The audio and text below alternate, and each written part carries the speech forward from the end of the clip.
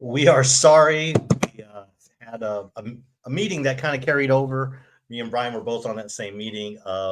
Yeah, but we apologize for that. Really, we Am I really do. glitching? I I know. mean, Sorry about that. Really, we really are sorry. Yeah, we do appreciate your patience. Hopefully, you're still here. There's at least 5 eyeballs here. Maybe they'll grow as we continue on. But yeah, well, we're here. Michael McCormick, no, not waiting at all, just straight for the heart. Go right for it.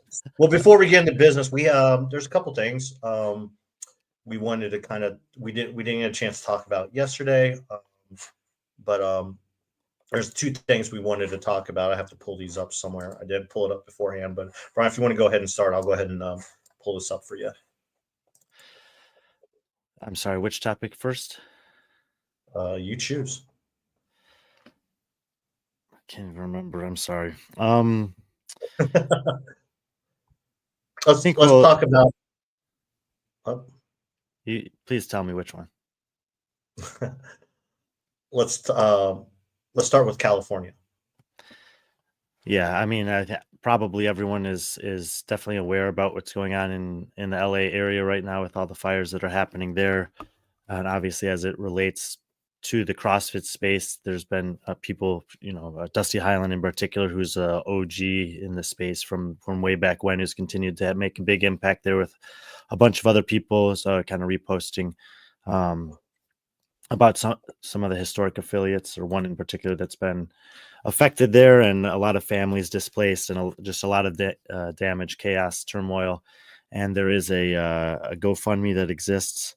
I'm not sure what it's technically called, Rebuild Lives Aid for CrossFit LA Families. They've reached 11,000 and change in terms of donations already. They've set a pretty lofty goal of 250,000.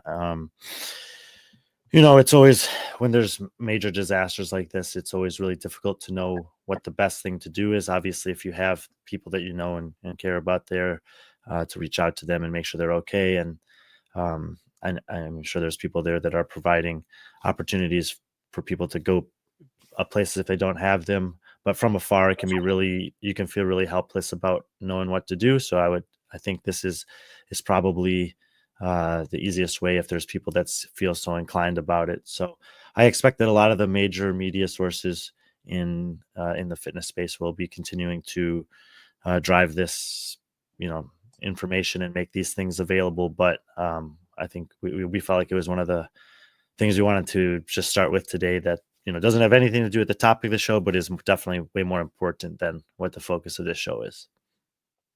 Yeah, I mean, I was able to talk to one of our friends, Ari, and then Joshy G. Just watching this all kind of, just kind of unfold. And our friend Ari, she just moved into a new place this week, and she's sitting there on the deck of her building watching the fires, on the mountains and the cliffs in the distance, and it just, she wakes up and it's closer.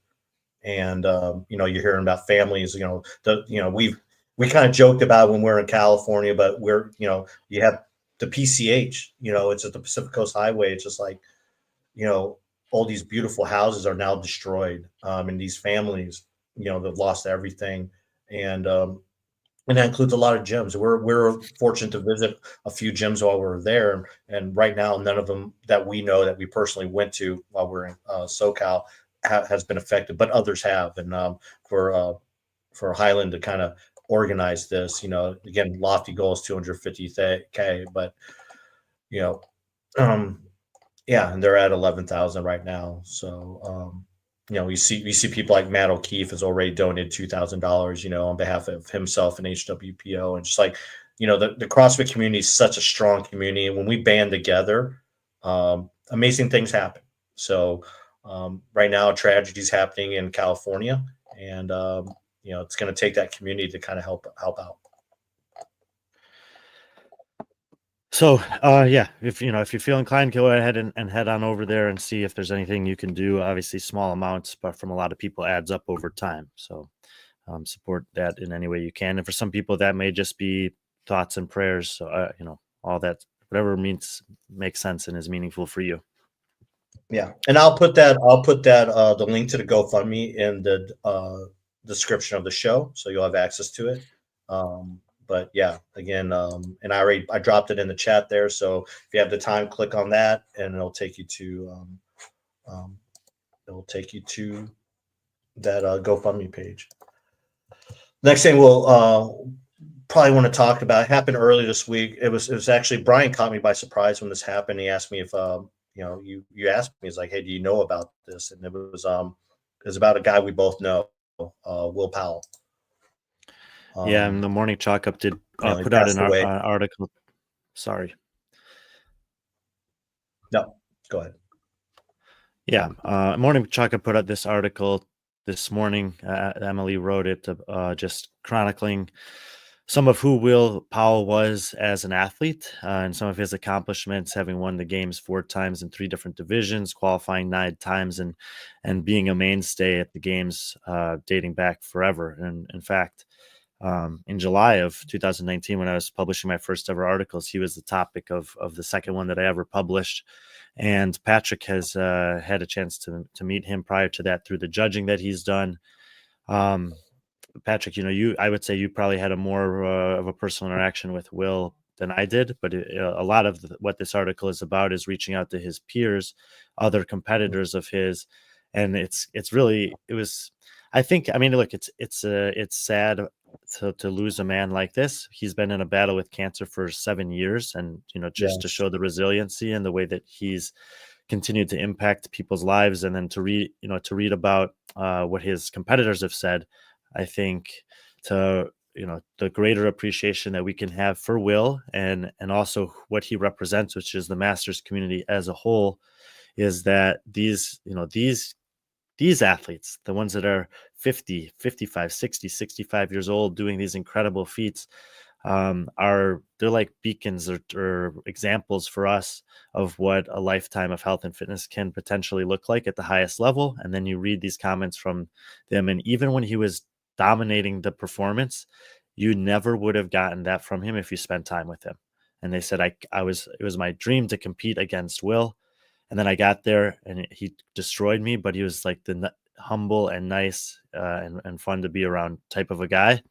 And I think, we've gotten to CJ, obviously a big, knows Will, but I think Patrick and I get to be around a lot of athletes of all different levels that are amazing on the competition floor and also off of it. And in terms of the Masters community, Will was, a forerunner that definitely checked both of those boxes.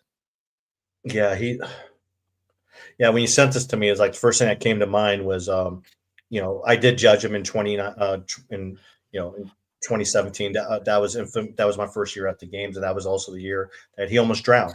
Famously, that incident's it's been brought back to the attention of CrossFit due to the tragedy with Lazar. But yeah, I was able to judge him that year, and I just remember that group of characters. That was the 50 to 54 year age, and that they were just so close. It's like you see the elites, and they cross the finish line, and you see some fist bumps here and there, but you don't see that interaction. The interaction between those Masters athletes, and more often than not, it was Will leading that group, because he was normally one of the first guys across the finish line, and he would always either gather everyone else to kind of root on another. He would call them brothers. He looked at every person on the floor as a brother, and I really got to know him actually during COVID, the 2020 Legends, the one they had in in the parking lot of a minor league baseball park in Arizona. I got to really get to know him there because he was really excited about competing, because he was actually kind of, at the time he'd won 2 titles in 2 divisions at the time. And he was, I think he was aging up into the new age bracket of 60 to 64. So he was really excited about it because he was at the younger part of that age bracket. So, and the games were unfortunately taken away from the Masters that year, but he showed up there. A lot of Masters did. I mean, that Legends event was so cool. And I got to talk to him a lot there, and that's when I learned about his battle with cancer. And I got to meet his daughters, who he talked about I didn't meet his son, but he talked about his daughters, who are just just amazing people, and that he, you know, one thing people didn't know about him is that he was a competitive bodybuilder. He won a lot of. He's in like one of the bodybuilding Hall of Fames, and he believed in fitness, all forms of fitness, um, and he lived by it. And he even said that despite all the cancer and all the chemo, it was his fitness that kept him going. You know that he would have been dead a long time a long time ago, but because of fitness, CrossFit, bodybuilding, his diet, his community. He always talked about his community. That he stuck around longer than than he had to. Then he was able to see his children get married, graduate college, do all these things that he didn't think would happen. But through fitness, through his well-being, he was able to do that. And he's And just that's truly an and that's the the I think the testament to drive home. We can easily take for granted the sickness, wellness, fitness continuum. But when we get to see people like Will, that is, to use Glassman's words, are hedging his life against sickness by being on the right side of that spectrum. And then obviously you have a regression when something like this happens, and we see it happening in real time. With Fernando Geneza in Spain, who has cancer Yeah. and is battling that, but he's at a better position to do it because of consistent choices that he made on a daily basis as well. And so, I think that in this situation, as sad as it is to lose a legend like Will Powell, I think we can celebrate who he is and what he represents, and that I believe that he knows this, and that all the Masters athletes that are continuing to get older and still continuing to do these incredible things because of choices they make on a daily basis do have a resounding impact. And the size of the communities that they impact can range from very small to their families or gym to, globally or throughout a Masters community, as, someone like Will, who's been around for, almost 15 years competing in this thing. So it's a loss that definitely hit us, but I think it's also a good opportunity to just be reminded of, why we make the decisions to generally eat well and move on a daily basis. Yeah. So yeah, send your thoughts out to Will and his family. He would tell you he lived a very blessed life, and he was a man of God as well. So I'm sure he had a reason, he had a purpose here, and I think he fulfilled that. And I think he was fine with just maybe it was his time to go. So I think he was all right with that. He lived a lot longer than he said than he anticipated. So, but that's probably not why you guys are all here, unfortunately. But those are two things that are obviously very important, that are kind of one that's currently happening, something that happened earlier in the week that we kind of wanted to address. But the reason why you guys are probably here is Brian put out his predictions for Wodapalooza. Right? Let me share that. Yeah. And ironically, Fit missed the Noah interview yesterday. Need to go back and watch that. We did have Noah Olson on, recently signed with Red Bull. He dropped a couple pretty interesting pieces of information yesterday. That was our first show back. It was nice to have him. Always nice to catch up with Noah. So if you missed it, I would encourage you to go check it out. And we'll get into the rankings, but we have HGR CBD back as a sponsor with ours again this year. And I actually think that it's kind of nice to open up the show with the stuff about California and Will, because something that when we were talking with Carl about this season and this year is we can get a lot in B.Friendly Fitness. We can get a lot consumed with the competitions, because that's where a lot of our work revolves in. And one of the things we talked to Carl about is being a little bit more conscientious in all of our platforms, of keeping in mind how critical the other side of this thing is: the health, the fitness, the well-being, and that's something that Carl prioritizes. And that if you are someone who prioritizes that, I think that it's worth checking into at least some of this HGR CBD products, because it's clean ingredients. It's something that Carl's been unwilling to sacrifice on, even when it's tempting to, for financial reasons. So check them out if you haven't before, and they're back with us again this year, and we appreciate them just as much, if not more than ever. Yeah, if you place all month long, 20% off, no promo code necessary. So Brian, you're off the hook. But yeah, all their products are on sale, 20% off all month long for the month of January, because January is National CBD Month, which I did not know that. So, you know, I don't know how long that's been around, but that's cool. Um, so, yeah. So moving on, yeah, you put out your rankings. We posted something probably about 2 hours ago, maybe a little less than that. We put a post up on Instagram, and Brian basically went from top to bottom. Um, all 40 men, 45 women, ranked all of them. And yeah, Taking a beating for it already. That's great. of course you are. We've been loving this, taking the beating. But, well, that was a question I asked when I put this post. I'm like, who's on your podium? Who is Brian's biggest miss on his predictions? Will Ricky have a three-peat? Will Laura Horvath complete the career off-season triple crown? And let us know your thoughts. We want to hear this, because very intentional with the wording selection on that one today. I know, I really did. I haven't looked to see if someone's really called me out for that, but yeah, really intentional with that. But yeah, look, I mean, I've been what? Go ahead. Koski, where have you been?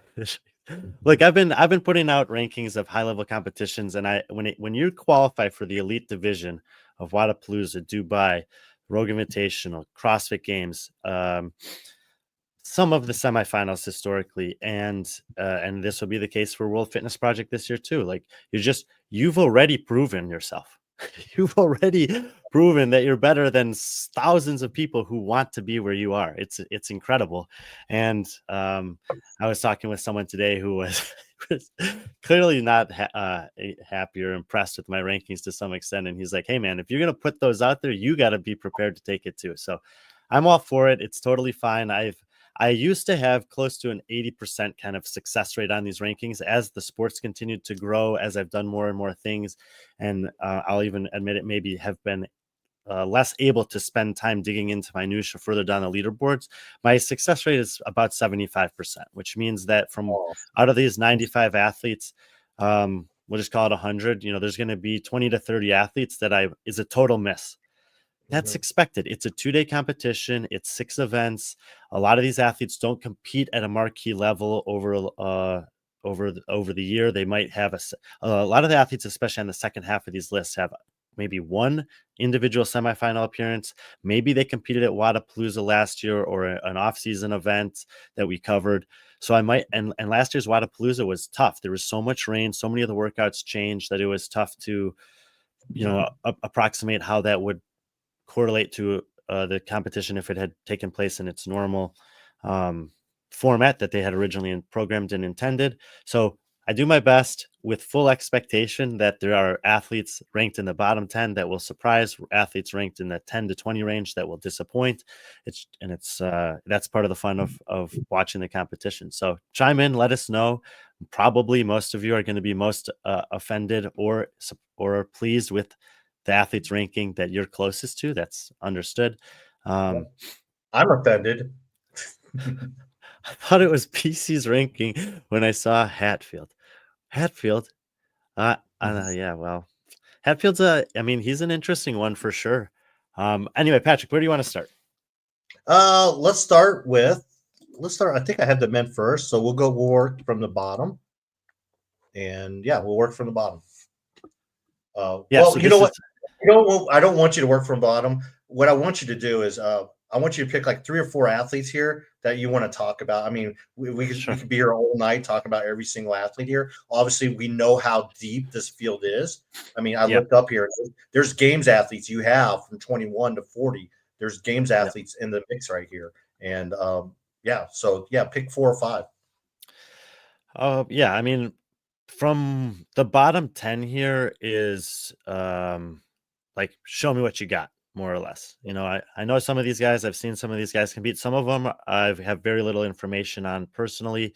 And it's like, I'm expecting, as always, that 1 or 2 of these names will do really well, maybe jump into the top 20, but I would be surprised if more than 1 athlete from that group is able to do that. 21 through 30 are much bigger names. Like, these are guys that I have seen and been impressed by in competitions over the last year or two. We'll start with Nick there that's on the screen. I mean, Yeah. a couple of years ago, Nick Matthew was threatening to be a top 10 guy in the world. A couple strong finishes at the games. He was finally had made that breakthrough, and it's just been a little bit of a regression since then, which is pretty normal. Not every athlete can have gets to the level he was at ever in their career, and it's hard to maintain it. So Nick's one of these guys that, like, I will not be shocked if he shows up and has a great 2 days of competition, but based on what I've seen in the last 2 years, I just had a hard time putting him any higher than this. Yeah, I mean, yeah, there is a regression there, I think, in the numbers, but I don't think there's a regression in his fitness. I think people are just getting better. And Look, I that think is a great thing to indicate. I'm glad that you said that. The reflection of a regression is not necessarily due to his decline as ability. an athlete or his lack of putting in the work. The field is constantly improving, and you got to find ways to keep up. Yeah, I mean, there were times at Crash Crucible he looked like the Nick that finished 14th and had 2 event wins, as a rookie. And I just think yeah, I'm okay with you having him at 23, Michael Jordan number, by the way. But I wouldn't be surprised if he finished in the top 15 as well, depending on the workouts. Like I said, we've seen some of the workouts come out. You've seen And a lot of, Wodapalooza is so interesting. I mean, 2 years ago he was 6th. Last year he yeah. was 19th. And if you look throughout the history of Wodapalooza, sometimes you see athletes that are like same year to year, and sometimes you see there's been some athletes who've competed over a period of 4 years at Wodapalooza that the range of finishes is 8th to 30th in the 4-year span. That's like the prime of their career. So when you have a 2-day competition and a really big field like this, it's it's difficult to know what's going to come out of the hopper, I guess, because they could test 3 things that are your best 3 things or 3 things that are your worst 3 things, and it could impact your ranking regardless of your ability by 10 spots just by what's selected in the programming. Yeah, And you also have to keep in mind that in the new era of the TYR Wodapalooza in Miami, the programming is conscientious of both individual and team programming. So they're not going to touch snatching and snatching.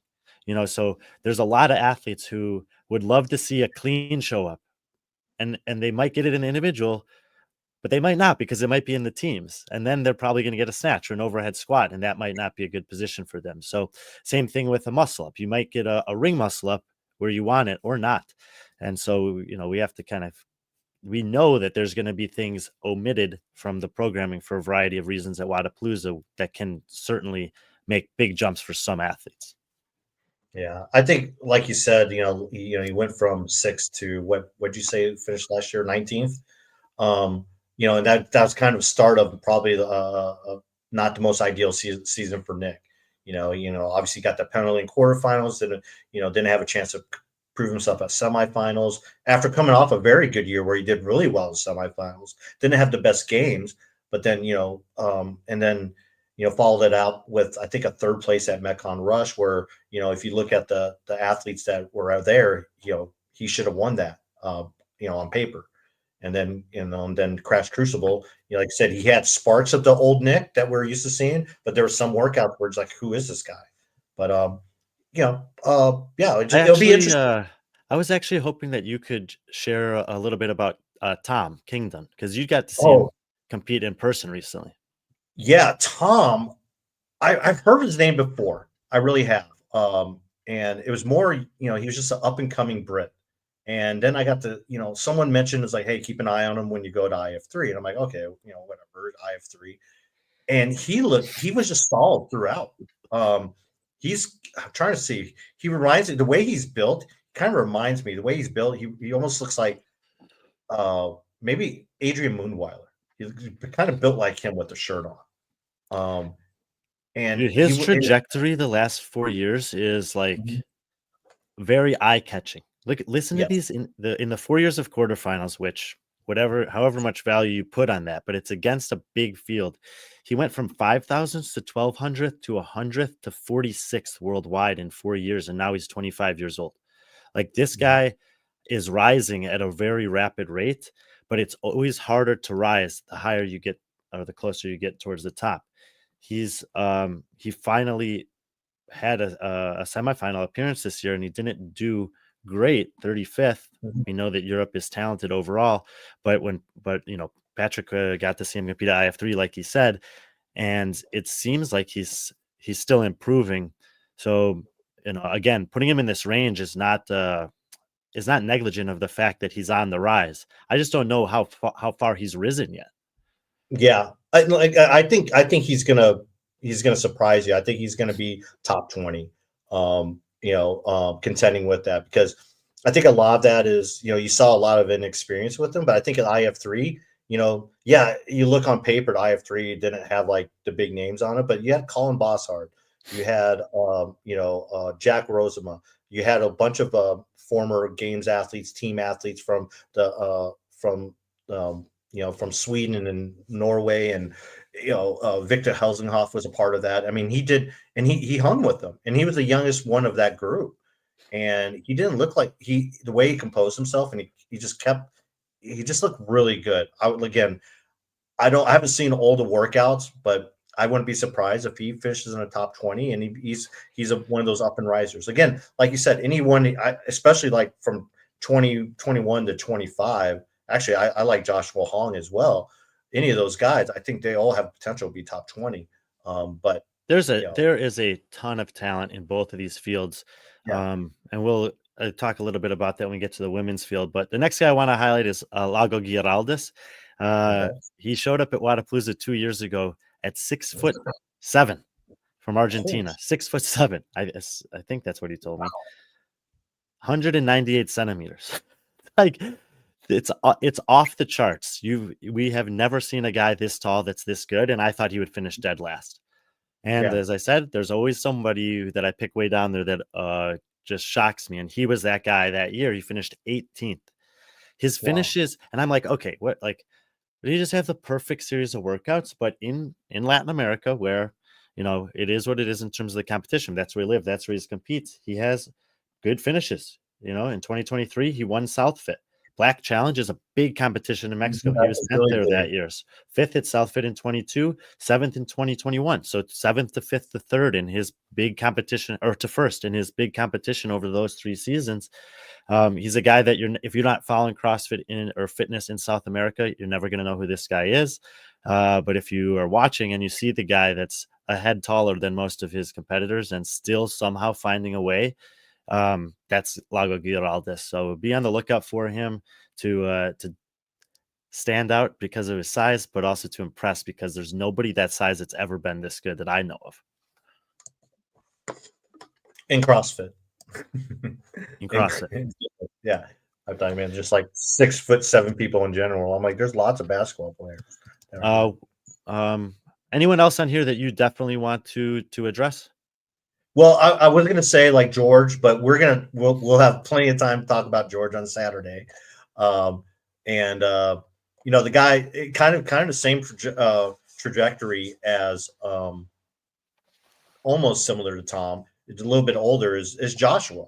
I mean, this is a guy who, let me pull up his CrossFit profile. I mean, he's had some success this offseason. He podiumed again. It wasn't not the greatest field, maybe semifinal field. He podiumed at TYR SoCal. He went over to the Far East and did the Asia Fitness Championships and podium there against some decent competition. He's been around for a while. Korean. We've seen a lot more of them lately. He semifinals. He finished 10th he didn't finish 10th was he on a team? I think he was an alternate. Yeah, he was an alternate. Yeah, he was an alternate. I think so. Yeah, because I don't remember seeing him at the semifinal, but he's a guy that I would probably say maybe keep an eye out on. And then I'm a big Trayvon fan. Trayvon, I actually first saw Trayvon in action at Wodapalooza. I'm like, who's this guy? Short, stocky guy, and he's one of those guys who, if the workouts are right, he could be a top 20, top 15. You have him at 21st, but I think that's more of based on who you have in the top 20. you know. Yeah, I mean, and look, Trayvon was 22nd last year. Not that it necessarily matters. He improved from 2023, where he was 35th. Kaike was 23rd last year, so I just kind of have him in a similar range. The field is a similar strength overall, even though there's some kind of changes in who's there. The general strength of field is relatively similar. Hong and Balaz had pretty bad for performances last year, second or third to last and last. So I'm projecting him to have a better showing this year. Let's see. Pedro Martins is another guy that's back from a 2-year drug ban after proving a contaminated substance. We saw him in Dubai, where he, it looked like he was getting his competition legs back, quite frankly, against a good field. So let's see if he can kind of lean on some of his veteran experience and have a better performance here. But a lot of international names here, a lot of Latin America, a lot of guys who have experience at Wodapalooza, and definitely some guys that are kind of coming up on the rise, and maybe one of them will have a kind of a breakthrough that sets him up for a good year. There's one athlete on here I think that he probably doesn't. I think he has pressure on him, but he probably doesn't see it as pressure. Is Ruan Podgitir? Okay. Yeah, I think him being the South African or the African champ. He came in last year, did fairly well. I mean, he finished 29th. We all know the level of athlete coming out of Africa isn't the best, but this is a chance for him once again to kind of like go against a very good field, an international field, and kind of see where he measures up at. So, You got to take those opportunities when you get them. Wodapalooza exactly. has had a pre-qualification process that kind of it's extends to several different like you can qualify through it Routes. in a variety of different means. But yeah, they extend an invitation to all the athletes who qualify for the games in the previous year. Historically, they did that again this year, and Ruan taking him up on that and getting a chance to, as Lynn said, come to the U.S. and test himself against this caliber of athlete again. When you get those opportunities, after the amount of time that it takes, to even have a chance for that, you gotta take those and try to find a way. Yeah, and plus you get it when he against a field like this where we know some of these athletes, we know the ability of a Nick Matthew, a Trayvon. If he can finish near them, then we have a better idea of where he is as an athlete against a similar field. Like, you look at someone like Ruan and you're like, hey, yeah, he won Africa, but is the Africa champ just as good as 20th place at a East semifinal? If he can finish ahead some of those guys, then you know where he is in terms of like the strength of against everyone else, because we really don't know it. We know how he was against that game. This is probably a better field for him to get an understanding Yes. of where he's at than the games field. Exactly, because everyone there is a top athlete. Yes, he finished 29th. There were some people that withdrew, Moritz, Adler. I mean, those two guys are in this field.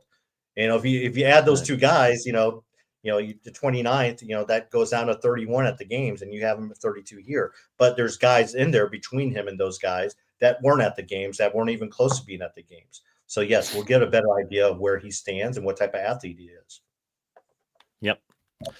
So yeah, that's 21 through 40, and we'll move on to the top 20 because I didn't break it up by top 10, but I just went 1 through 20. Yeah, no, this is perfect. Thank you. We can start kind of at the bottom and work our way up. Look, of course, Lynn is like, I love Lynn's consistency.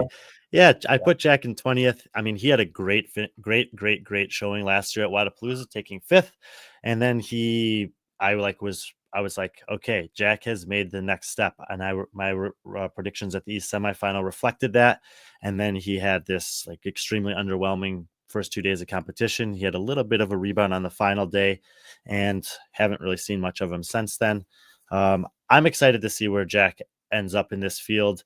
I would say this is kind of erring on probably the low side, but I don't know. Look at the names above that. Like, this is a stout field at Wodapalooza. There's a lot of guys that could, I don't think it's unjustified to have him in the middle of the pack in this field, despite the fact that he has shown that he has a chance to finish closer to 10th than 20th.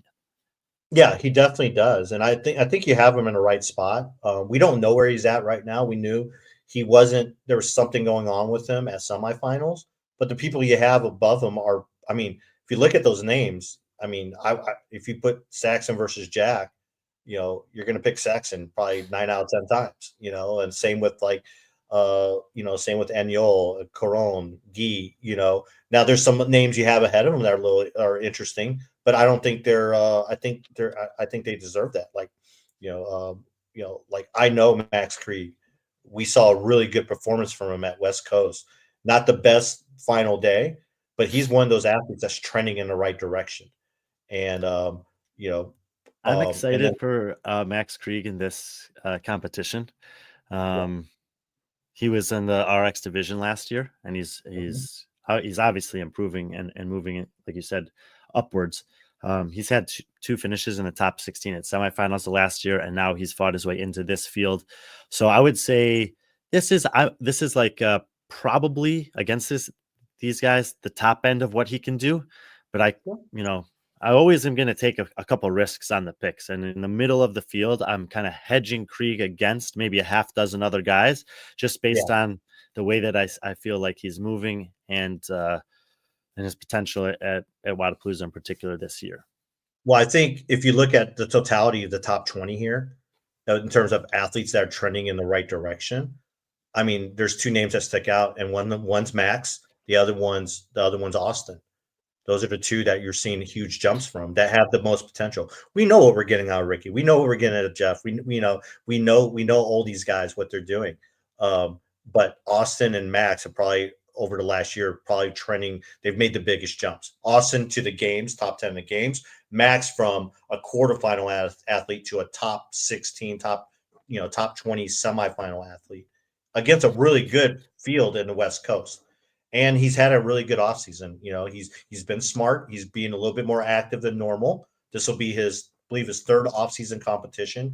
And the other two he won. They're he's doing it the right way. He's going to competitions to see how he does with the training and the stimulus, just getting that live competition. I think that's important. I think it's important for some of these athletes that are kind of like, yeah, I'm a semifinal athlete. Go to some of these regional athletes, whether competitions, whether it be what was it, Desert City is the one he won, or um, any of them. I mean, Fittest of the Coast is a good example too. I mean, that I think that's a little bit bigger than a regional competition. It's probably right there, maybe a step below Crash. But those are the competitions you want to get. And he had a really good showing at Crash. Max did really good at Crash. Really impressed by him. I think he finished just in the top 5. I have to look at it, but that of course that was a field that Colton Mertens, Chris Ibarra, Taylor Self, and he was right there with him for most of that. But yeah, keep an eye on Max. But yeah, I'm okay with that pick there. Yeah, I mean, working up kind of closer to 10th, I think this, like, from 15 on up. First of all, Alex Catula's coming to Miami for the first time as an First individual. time. He's a mainstay in Dubai usually, and he often does well there. So I'm interested to see how Alex does here for the first time. But once you get ahead of that, and you got Saxon, Alexander Calron, who's podiumed here before, Aniola Kai, who's had coming off the year of his life, Guimaeros, he's probably going to win an event. He's been pretty impressive overall, great at Rogue. Harry Lightfoot trending in the right direction, and it's like, dude, none of these 5 guys in the top 10, like that was hard for me. I thought I would pick all those guys in the top 10, and then Yeah, you just can't do it. yeah. Well, we sat there. We sat there. We're kind of going through the list, and we're doing like plus minus based on like events and stimulus and stuff like that. And it was really close with that group. Harry, like you said, he's trending in the right way. I don't think he's going to make a big as a jump as he did this year, but he's trending in that right direction. I mean, he's young. This is a guy who's used to competition now. This is his 3rd year at Wodapalooza. Well, I mean, he's leaving the UK in January to come to Miami. I think yeah, but he's trending in the right direction. I talked to him at Fit Fest. He's doing all the right things. He has Amy Kringle's his training partner. They've taken their rookie years and they're not taking it for granted. And we talked about it. He's like, no, I don't want to be one of those guys who just one and done. I want to be that guy who's perennial there all the time. It's going to be a little bit harder in the game season, but I like to see him do more off-season competitions like this, and this is one that's comfortable for him. As we get into the top 10, I mean, when I put out the rankings or the predictions, there were some people starting to pick Yonakoski to. Um, there's some. I'm just marking some of these Yeah, comments mark here. that one. Yeah, good ones. Uh, they had Yonakoski like threatening the podium, and in a year where if there was going to be swimming at Wodapalooza, I would absolutely think that he's got the chance to do that. I think that even if everything went perfectly for him here against this field, that like a fifth place finish would be the best case scenario for Yona. But there's a lot of guys in the way. Travis Mayer is extremely um, experienced in this field, and he's just a guy that's like, it's scary to count him out. I didn't feel like I could put him outside of the top 10, giving just how used to competing against in this particular competition is, and some of the success that Travis has had here in the past. Mhm. I mean, it's been a while since he's done individual, but he's seemingly still got it, and he has podiums here twice before. He's never been out of the top 10. um I don't know. So there's Travis. Austin Hatfield, look, I still don't know what the top end potential of I Austin don't Hatfield is. either. I don't know how anybody could. Putting him here, I feel like, is very respectful of what he's already shown that he has the capacity to do, and I definitely think he could do better. We know that he has some incredible strengths, meaning the potential to win events. He's very strong. He's got incredible cycle rate on specific gymnastics movements, barbell cycling. He has shown a deficiency in some of the running and the machine work, but I think that I would expect that he's consistently improving in those domains. If we have, you know, 6 events and one of them is a 35-minute time cap with a ton of running and biking, and another one happens to be in the area of something he struggles with, that's a third of the competition that he's not going to do great at. And when you look at the people that are in the podium positions or the top 5, it's not so likely that those guys are going to have 2 landmine events or 20th or worst place finished events against a deep field. So I think we're still a little bit a year, maybe 2 years away from knowing what Austin Hatfield's top potential is. And hopefully we'll get more information. Maybe there'll be a few things tested that can help round out our overall picture of him, going forward into the rest of 2025. Yeah, I'm really surprised Austin hasn't done like this is his first offseason competition. I mean, obviously, coming off a high of finishing 10th at the games, he had the last 2 days of the games, he did really well to get in that position. But I really would have liked to see him in one of these offseason competitions, especially I would like to see him, at Rogue. I'm surprised he didn't do the Rogue qualifier. Um, you know, it would have been great to see him against that field. I don't, yeah.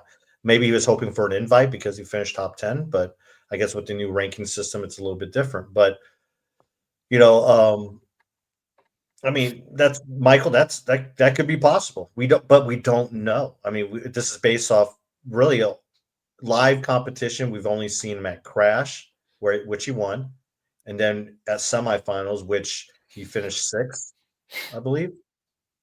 You know, um, had some highs, had some lows, and then his games where he started off really rough. Um, so I just don't think there's enough workouts here. With only 6 workouts over 2 days. Like I said, if he struggles in 2 of them, it's not going to be good enough for him to podium. I want to bring up Antun. What's up, Antun, by the way?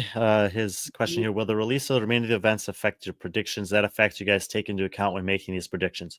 I already know the workouts. I have factored them into some extent, but historically, what I found is uh, it doesn't make that much of a difference for some athletes, and it makes all the difference for other athletes. Usually, once you get towards the top, fitness just prevails. Guys like Jeff Adler, Ricky Garrard, Pat Vellner are so good that they're going to thrive regardless of the programming.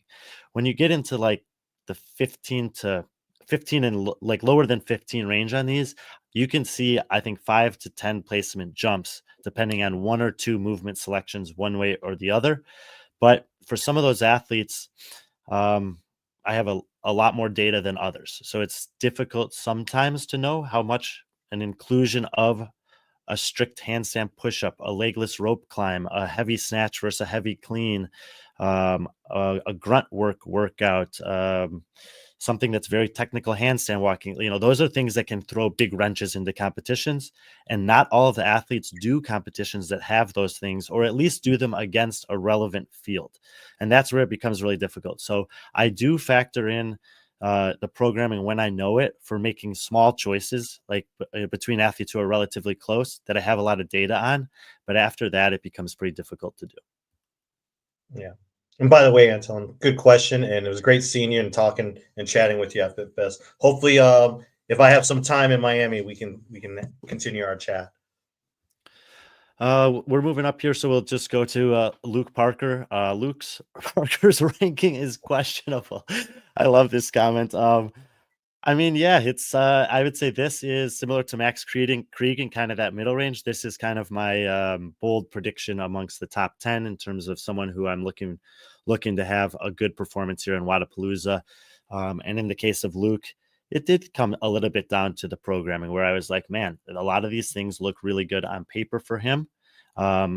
He has a lot of stuff going on in his life outside of the gym. My feeling about that, based on conversations with him and the people around him, is that he's got a good balance, and that balance works well for him.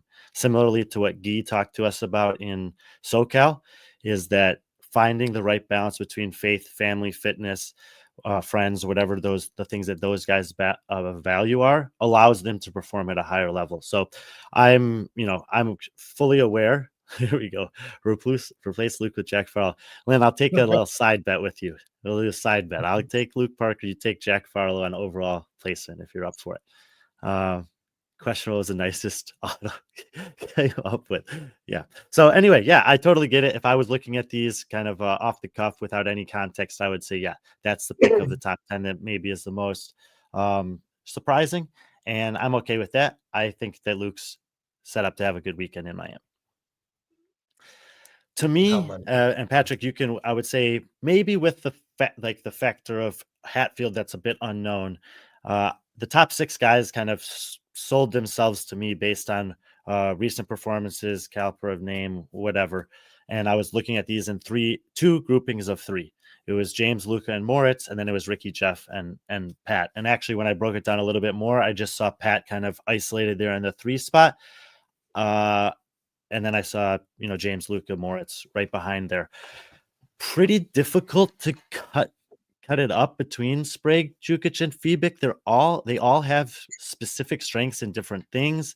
No swim will be a detriment to James this year, definitely. But that long workout that's already been announced is something that's great for him regardless. So look for him to get, at least one great performance there. But overall, I just think these guys up to this point have showed a balance in their fitness that they might have one bad event here, but it's unlikely to have more than that. They're going to be pretty good across the board. I see what ironically Fish trying to do here.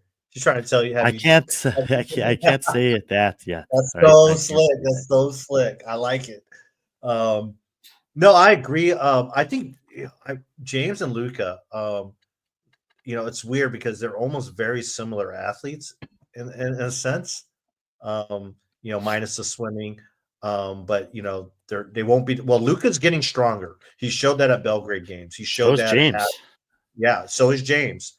Obviously, and Moritz. I mean, those 3 right there. They're just kind of like that.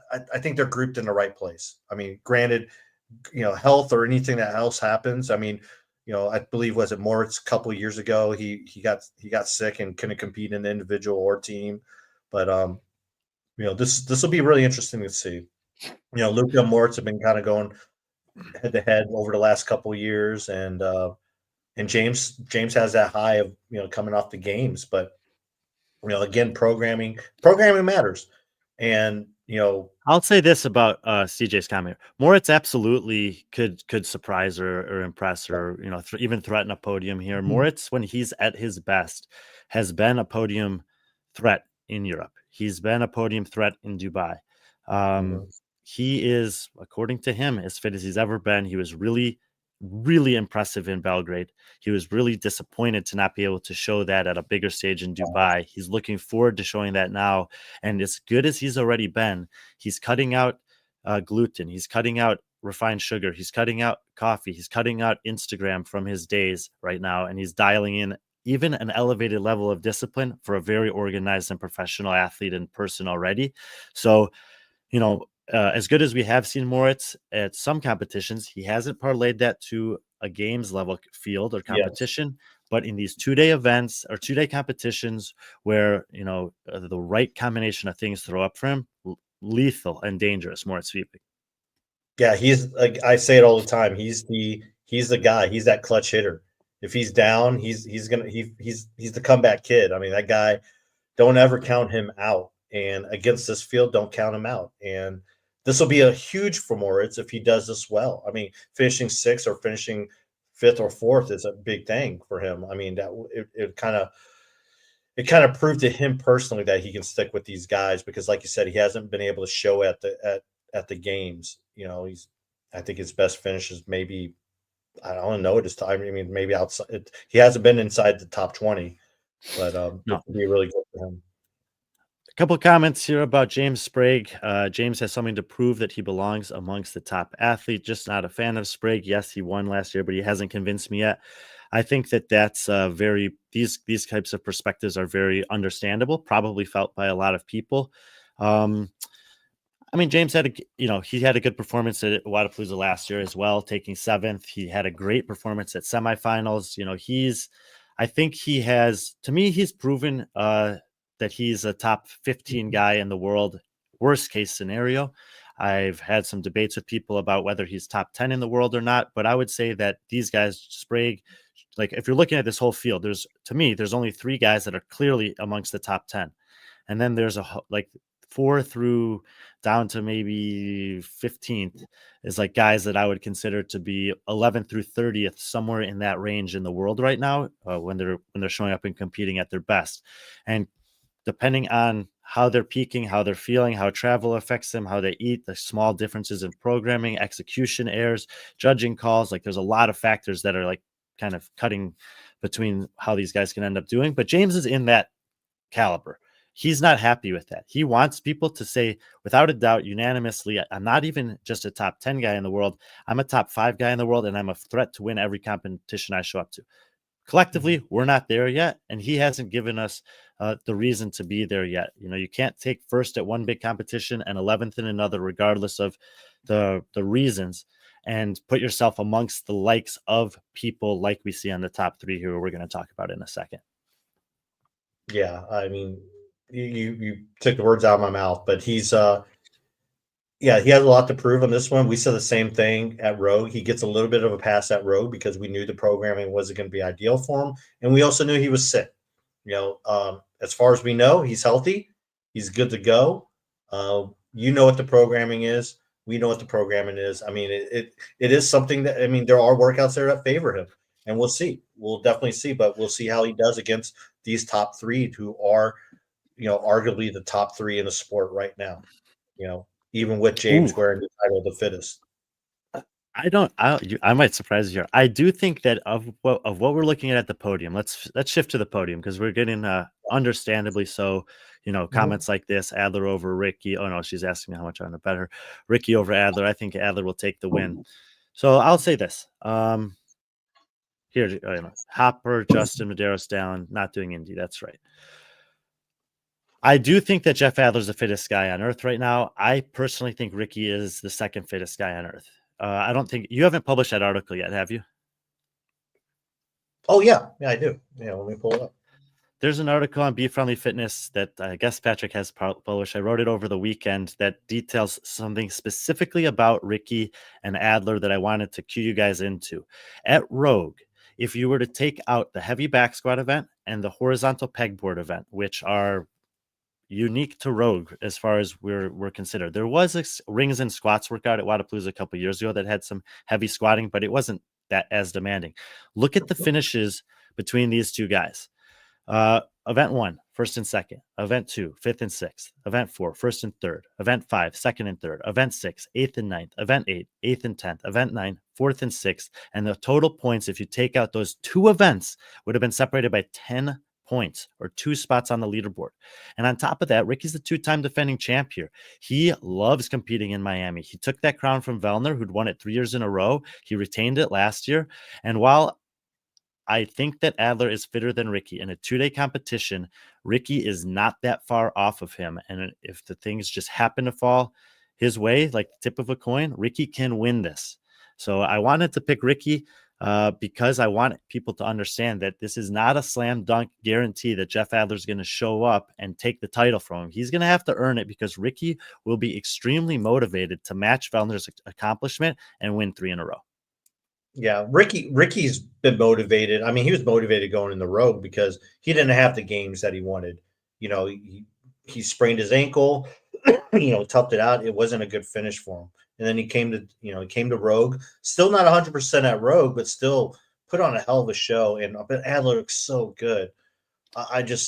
They're like similar, but so like different in certain aspects. And it's fun. Hey, the easy pick is Adler. The last Yes. time he competed at the games, he won. The last time he competed at Rogue, he won. He hasn't competed at Wodapalooza since 2019. That's an irrelevant data point, because he's improved so much since then. He's the most consistent across all competitions that he's done.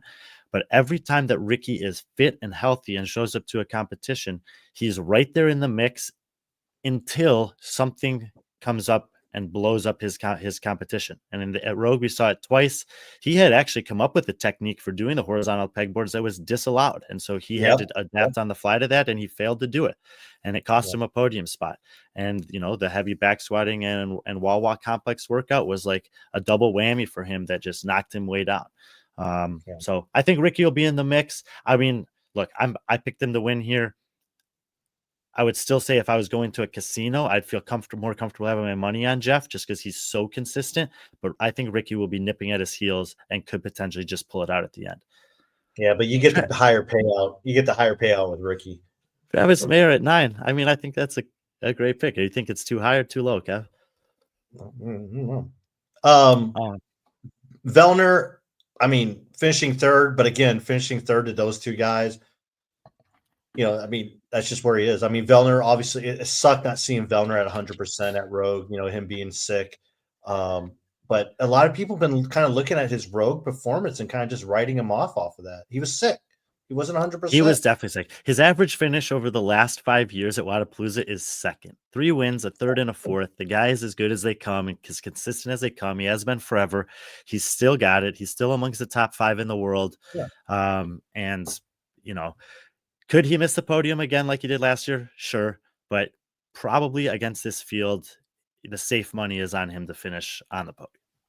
And if you know anything about Vellner wouldn't agree to do this if he didn't think he could win it.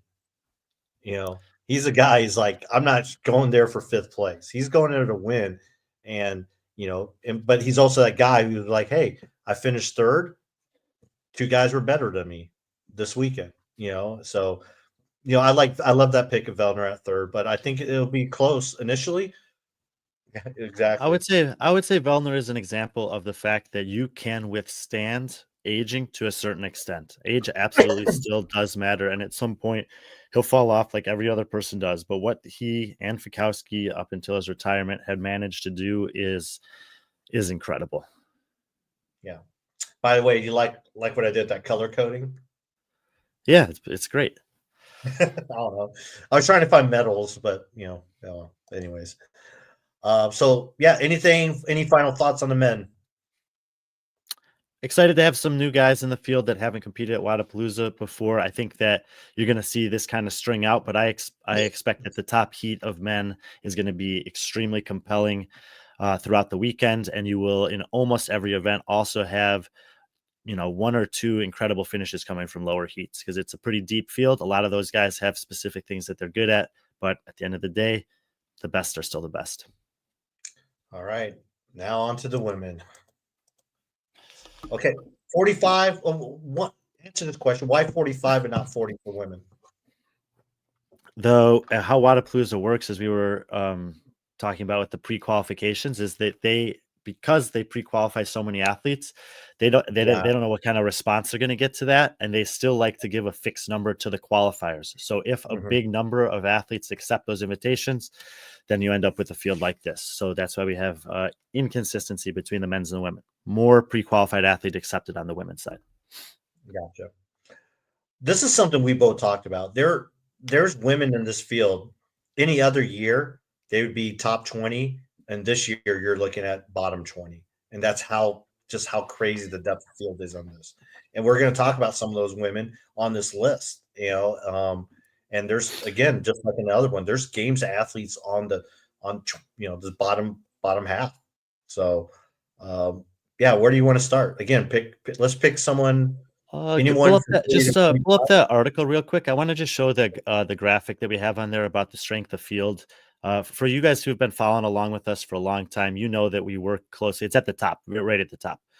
We work really closely with Barkley Dale, and Barkley has recently teased the launch of a formal name for his database. He's been working on a database for about 4+ years, and I've been helping him out in different areas for 3 years or so. It's called Apollo.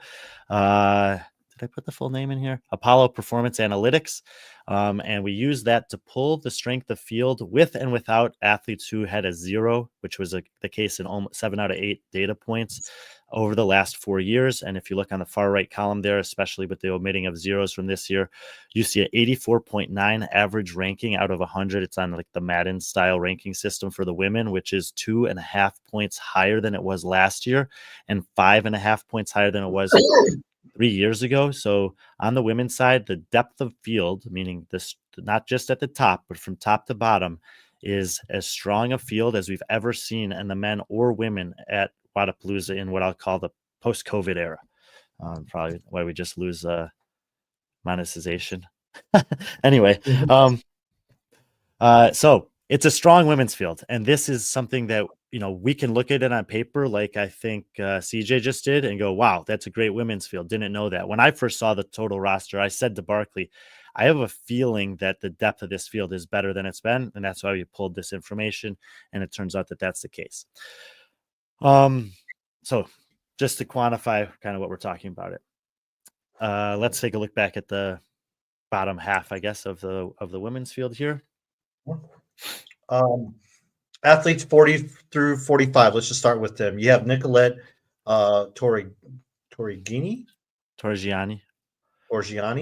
who actually did really well, I believe, in the Open.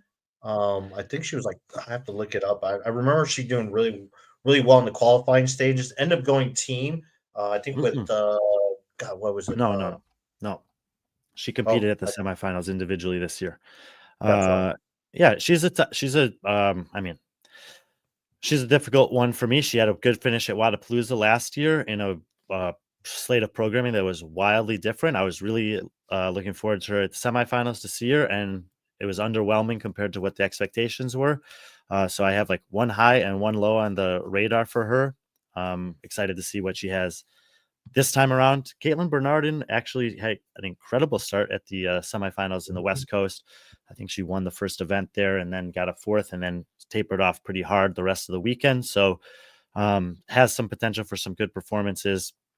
Again, all these athletes at the bottom, I will expect 1 or 2 to drastically outperform this, but for the most part, with the depth of field, even good performance from last year are just going to be pushed down because there's not, like, the qualifiers were strong and a lot of pre-qualified athletes accepted the invitation this year, which I think is kind of the product of a lot of uncertainty concerning people who didn't do last year's games, and then people who are maybe not going to do the game season or with the same level of focus. So they want to take opportunities when they come.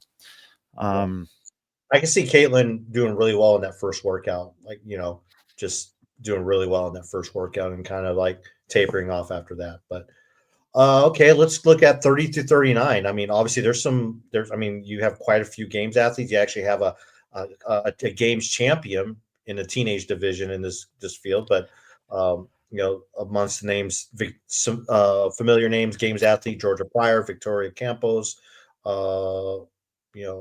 Andrea Pinero, Those are just the 3 games athletes from this past year.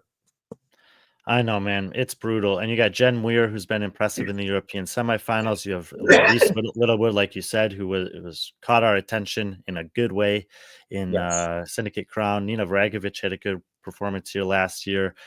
It's tough. I mean, all of these athletes, if I was any of these athletes, I would be pissed to see my name this low on this list. And I would use that as fuel if you're watching this, or if you see this, or if your coach does, or whatever, and come out there and prove us wrong. I know that these athletes are phenomenal, and I know that they have a lot of potential.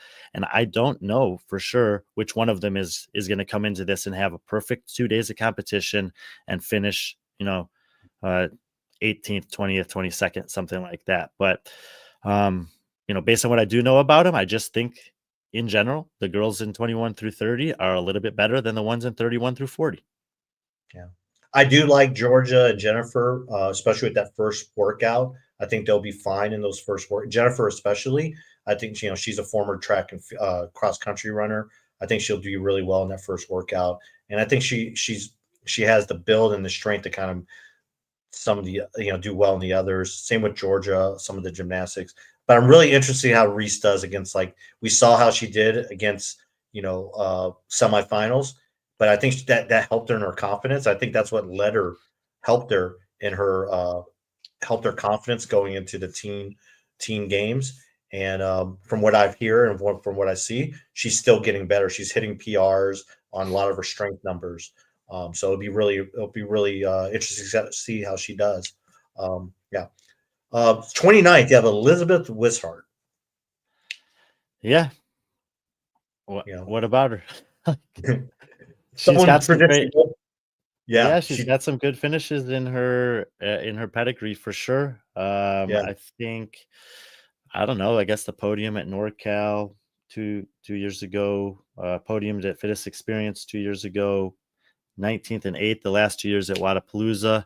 I think that she was the drastic beneficiary from some of the programming changes last year there, and I think she'll have a regression this year. Yeah, that was the name. She had a great performance last year, and then finishing 8th, like you said, and then like you said, that's a major regression there. But like you said, it's a different field. It's not more based on her ability, but more based on the field. Some other names in there. I mean, you have some young athletes here. We also have some veterans. Chloe Gavin David. She basically retired, made it to the games, finished top 20 at the games. See, I think the first time I saw her live as an individual was here at Wodapalooza. I think 2021 or 22. And she competed. I think it was 2022 Wodapalooza. She competed as an individual. First time I seen her as an individual athlete. And who knows? I mean, she's throwing her. She's taking. And she did well. Yeah. 11th. Yeah, so that's what I'm saying about this field is, like, if you start looking at their past performances, then you're going to place everyone 11th, and you can't do it. Like, even down this far on the list, you're just you can't have them. They're like, these, almost all of them are going to do worse than they've done in the past because the field is just better. Yeah, and then you have an athlete who actually won on a team last year as part of I believe it's one with. And you have her at 26, Emily Lundberg. Yeah, and she was one spot out of a semifinal in Europe. Just got a picture of her there, a nice picture selection, Patrick. And same story, phenomenal athlete, has had 2 great years. First making the games with Team OBA, which was like a lifetime achievement for her. It was a very emotional moment with Kelsey Keel and the guys that she shared there in Orlando. And then coming back last year, and I think overperforming at semifinals compared to most everyone's expectations, maybe outside of her, really intimate camp. I'm excited to see her compete here. Definitely could do better than this, but it just, like, this whole group, 21 through 31, it was really difficult for me to put them into the top 20, and also to kind of divide between that group who's going to fall where. I would say that over 6 events, you're looking at a range of maybe of less, could be between 50 and 100 points for this entire group of women by the time things are said and done. Yeah, and in this group of athletes, you have looks like three individual games veterans here, and Chloe, um, Lucy Campbell, and Lexi Neely. So let's talk about the Lucys here. You have them 21, 22. We'll start with the teenager. Yeah, I mean, Lucy McGonigal, I think, has gained, and rightfully so, some recognition. I think she'll be out of the teenage division now this year. Is that right? Yes, yes, yep. Her and Reese both, yeah, they're both out. I think they still technically could have competed in the teenage division at Wodapalooza because it's 16 to Yeah. 18, but they're competing here amongst the open field. And I mean, look, she's got to have one of the best pedigrees of teenage performances ever. She competed all 4 years at the game. She podiumed all 4 times. She won it in both divisions. Like, it's very, very few teenage athletes historically that you can say that about. She's also taken some opportunities to compete against, older and more experienced athletes. She's on the smaller side, which is advantageous in some cases. It could be a little punishing potentially on that first event, but Lucy's really good. And she's 18. We know that that's not too young to be relevant in an elite women's field. I don't think she's quite there yet, but I think she's, got pretty much all the things you'd want to see in a young athlete that has a potential to rise. And it's hard. It's hard to say at 18 years old with the experience that she has what the top potential is for her. But doing things like this, I think, are great, and I'm happy to see her in the field.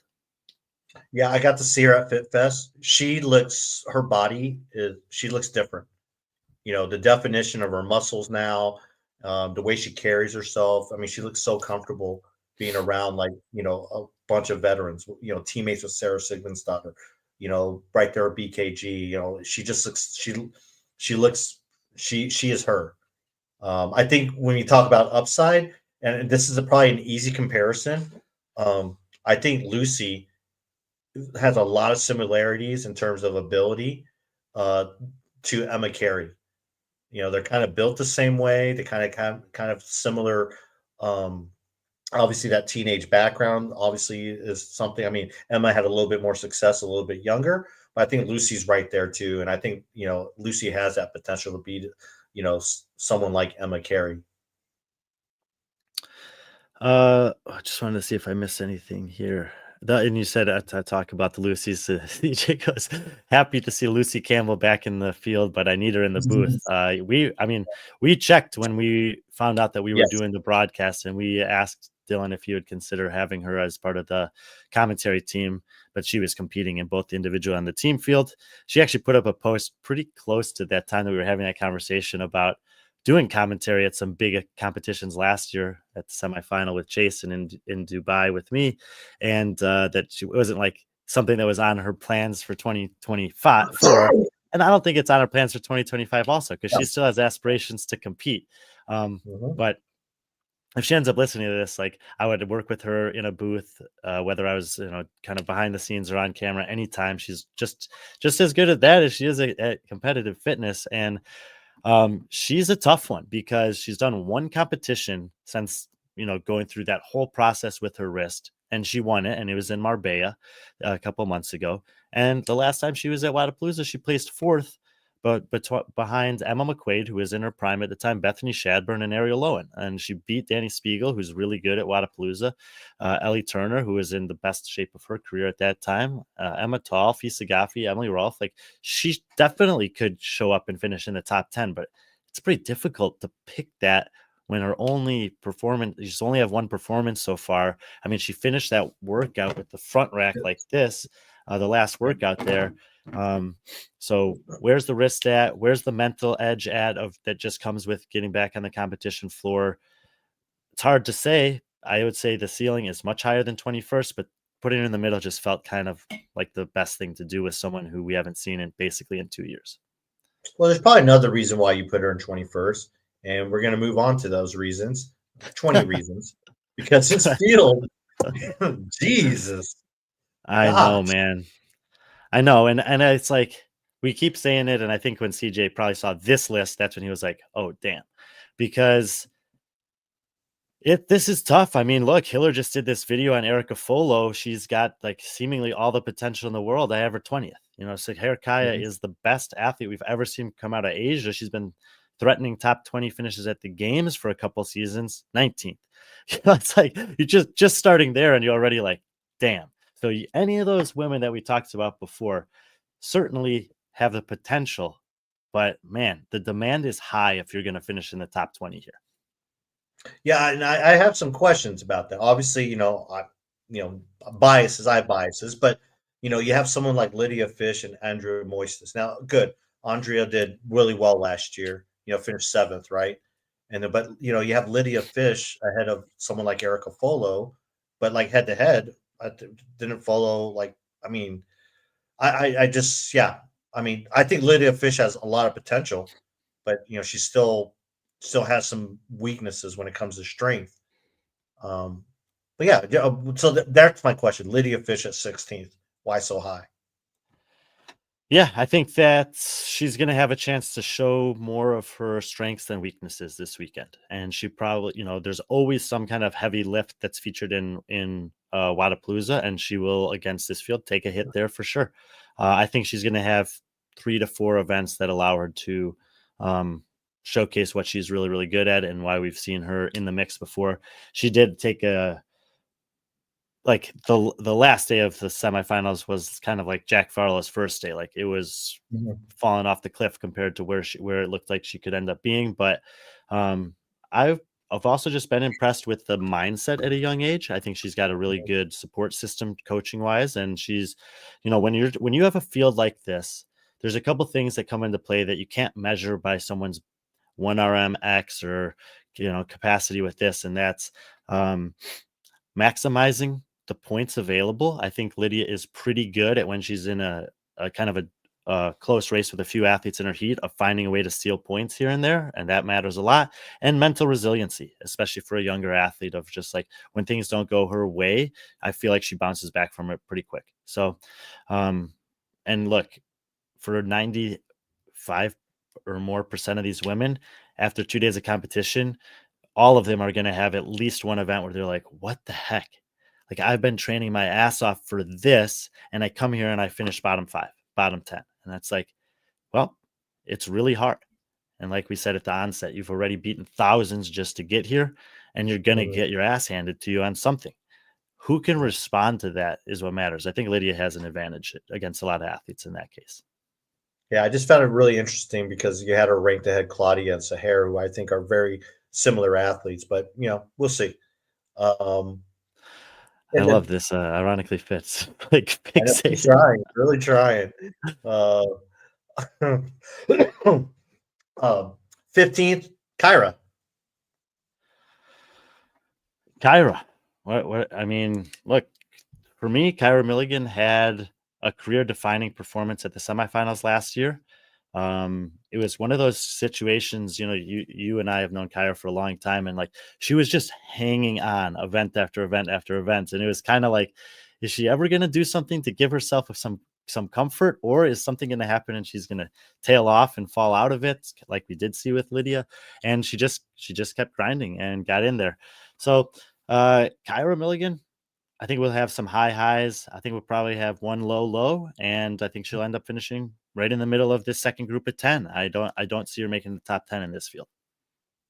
Yeah, it's really cool. I mean, this has been a goal of hers to compete as an individual at Wodapalooza, and it's great to see her finally do it. I mean, she's coming off a high. I mean, she finished 22nd at the games, had a almost won an event, almost beat Tia in an event in the clean ladder event, almost beat her in that event, and only lost her by a couple seconds. And she kind of finished on a high note.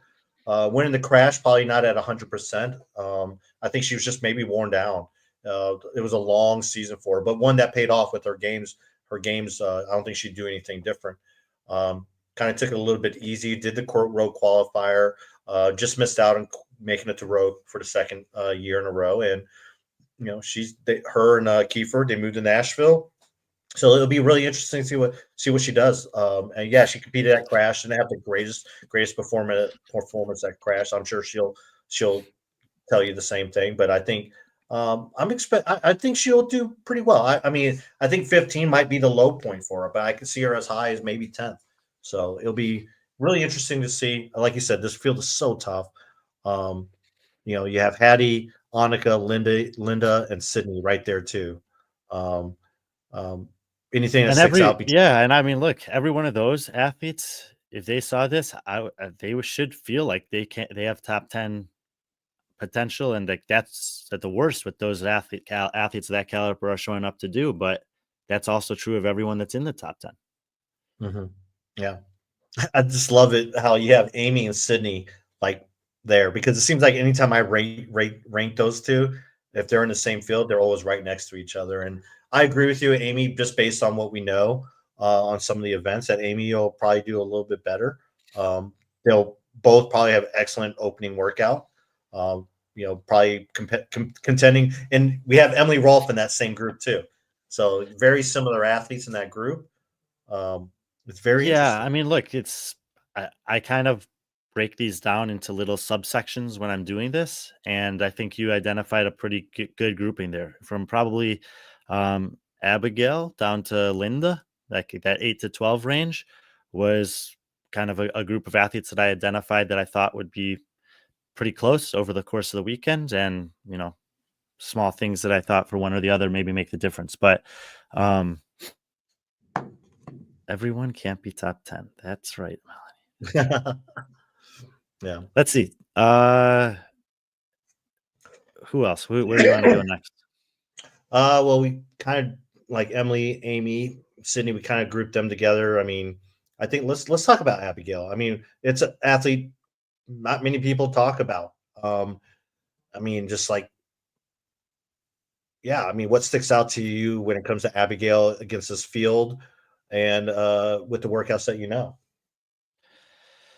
Well, I think she's going to get off to a nice start to the competition, and I think from the competitions that I've seen her compete at recently, I feel like she's growing in confidence to match some of her fitness, and uh, in particular, like similar to what we said with Lago Giraldez, like some of these athletes just have sort of a staple event on their calendar. Hers has been the fittest experience. She's had 3 top 5 finishes there in the past. She finished 14th here last year. She's coming off of the best performance that she's had at the games or in the game season, and I just think everything's trending in the right direction for her. She's 27 now, 28, something like that. So I think that she's possibly like kind of coming into her own as an athlete, and if that ends up being the case, I think we could see her threatening for top 10 finishes at many competitions over the next 3 years. She's pretty well rounded in her fitness, and I think she's just kind of matured into a threatening athlete. So let's see. And she's pretty relatively new. I mean, she's new. I mean, I think this is like her third year of actually being like a competitive athlete. So a lot of upside in her. Like you said, her age is actually that year. Those are the ages where you're kind of peaking, and yeah, I definitely see that. The other thing about her is the 2 events that she did worst in last year were changed events Yeah. Okay. at this competition. So I think that 14th was fine in the elite Mhm. field, but I would be curious to know if those changes hadn't happened, if she could have maybe done even a little better. So you're thinking maybe the adapting to the change it might have played a factor in it. Sure, and one of the tricky things about Wodapalooza is every year almost always one event changes due to weather. Mhm. So even knowing the programming is sometimes not necessarily an advantage, and can because it can change based on uncontrollable circumstances. Yeah, and you typically when it's a change to a workout, it's usually a workout that has strength in it. So you guys in the comments, um, and then we'll just go ahead and talk about Emma Tall, Danny Spiegel, and Lisa Fuliano. Kind of maybe group them all together because I think there's kind of a, you know, I think there's kind of that's like your another group there. Yeah, for sure. Um, you know, ironically, Danny Spiegel at 6 gives something away. Well, yeah, her career finishes at Wodapalooza are fifth, second, and then 19th last year. And I thought that I remember going into last year's competition that had Danny up in around this position, and some others were saying no way, and they had Rebecca Fuselier up here, and then the changes in the workouts last year just crushed her with strict pull-ups and more burpees and less barbell cycling and all this stuff. So I just think that she's going to return to the kind of typical Danny that we see. Yeah, she got hammered on the first event. I think she's going to be really good the rest of the way. And then a couple of you guys are, as I know, big Emma Tall fans, Lynn and CJ here. And I think, Emma Tall, to me, she's I don't know if she's definitely a top 10 in the world. She's just maybe right around there.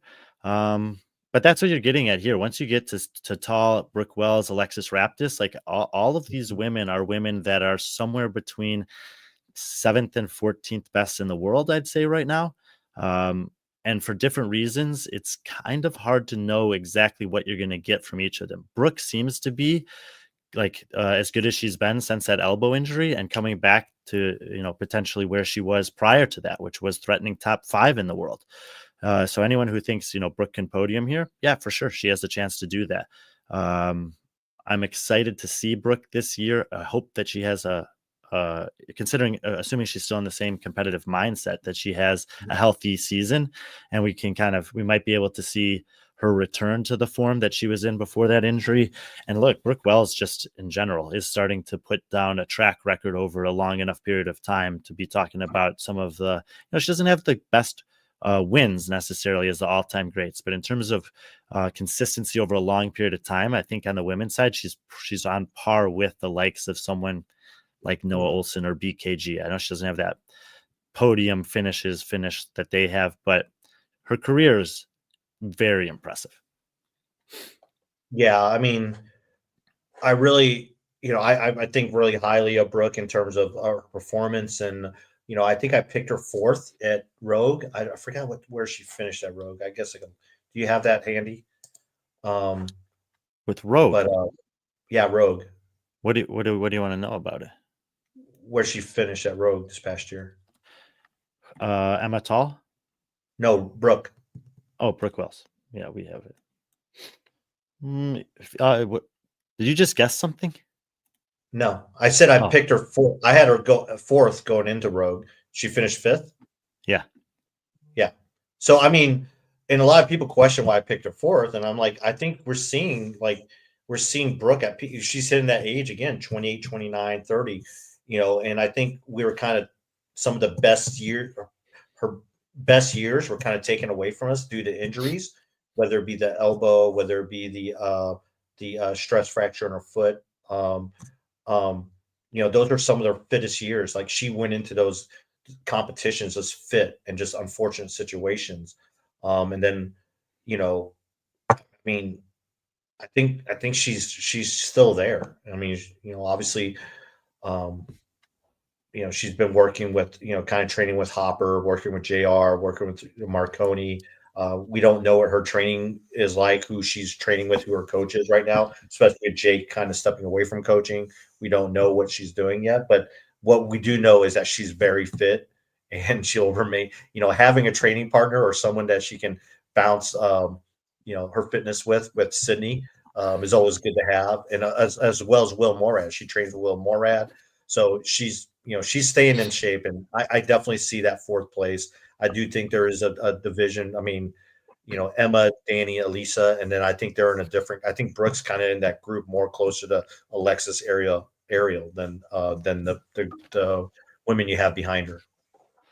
I actually I would kind of had splitting hairs between her and Raptis, and then I think that and we'll talk about Lowen and Horvath in a second. I'm not trying to break your heart, Everlyn. I said she was somewhere between 7th and 14th. Come on.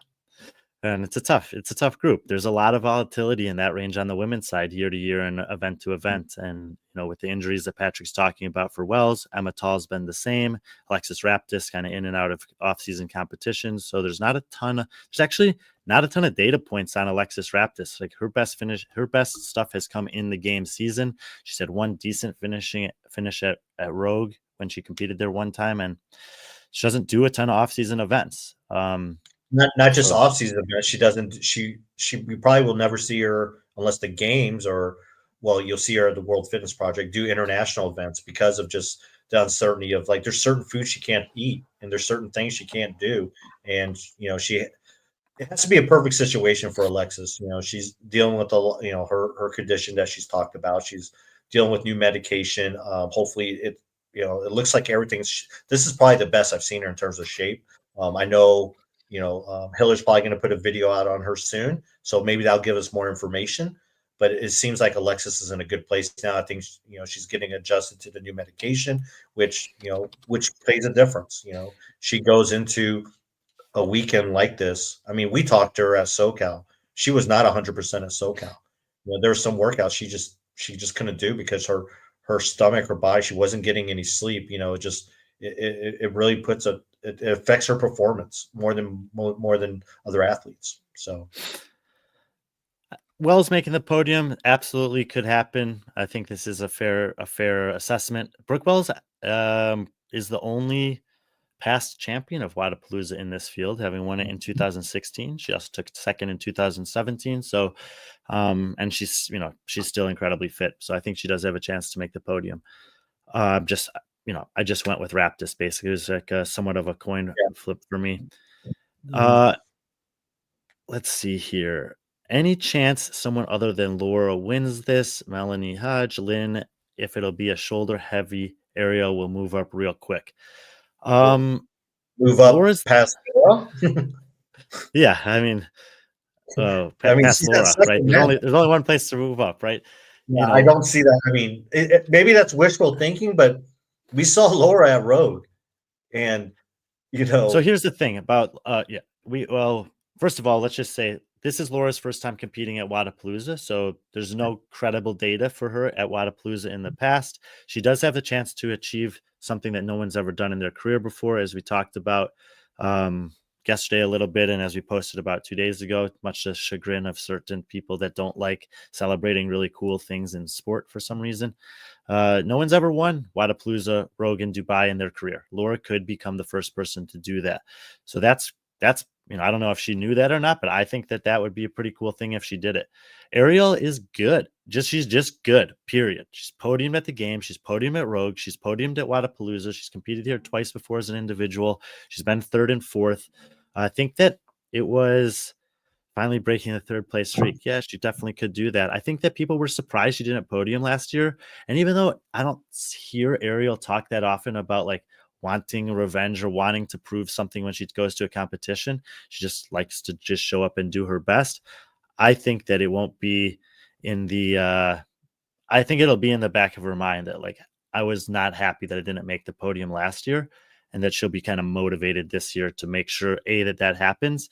And look, everybody knows what the situation is with Laura, and it's like even at Rogue this year, she was pretty close with Tia the entire competition. Boom, heavy back squats and wall complex shows up, 14th out of 20. Well, we already talked about how deep this field is. 14th out of 20 against this field. If a similar workout shows up with the one thing that she struggles at, what's going to happen? Is she going to even be able to finish in the top 20, top 30? Depends on if that movement shows up and in what capacity. And if she has an event finish that's 25th, let's just call it, which is probably comparable to a 14th against the Rogue field. How can she make up that ground against someone like Ariel, who's pretty damn consistent? I mean, if you look at the Rogue finishes, there may be some things that work in Laura's favor here.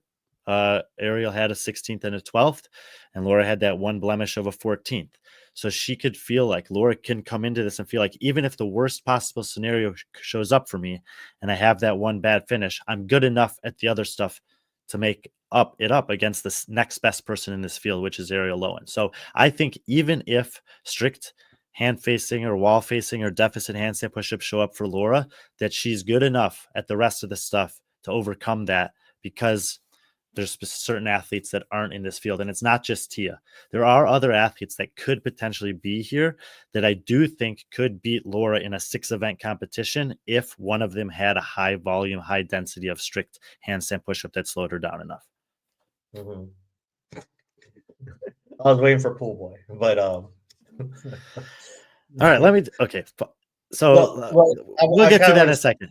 Yeah, I do want to say one thing. It's like, it's like, as good as the field is, Laura's, it's just, with the absence of Tia, then there's the next person's Laura, and then it's everybody else, especially with Gabby not being here and being injured as well. But if you take those two out of the equation, which they are, Tia and Gabby, those are really the top athletes out. I guess you could throw Danielle Brandon in there too. That's missing from this field. Otherwise, you have just probably the best field we've seen in terms of women,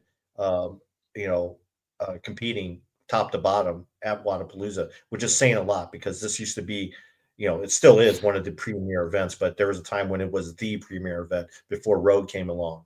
But Laura, who has had success in Miami, though, she did win with the team. So, she is accustomed to the weather changes and the humidity and, the sun and stuff like that. So she isn't coming into this totally blind, and did win a title. So, all right. Let's see a couple of comments here. Okay. Look, Mike single-handedly, and then all of Nicolette's fans up from the Northeast are like making me feel terrible. That's fine. I mean, look, I hope that they do well. I like both of those people. Let's see. Laura is a monster, and I love it. Yeah, good. A couple other comments in here. Are we going to do a show on the teams? Yeah, probably next week around the similar time of the week. We'll try to do a show on the teams. They happen second, so we'll do the team show second. And tough. The teams fields in Wodapalooza are ridiculous, dude. Oh yeah. So that I need to spend a little bit more time there. But now that I've got a weekend. Yeah, maybe this weekend I'll spend some time on that. So planning to do that.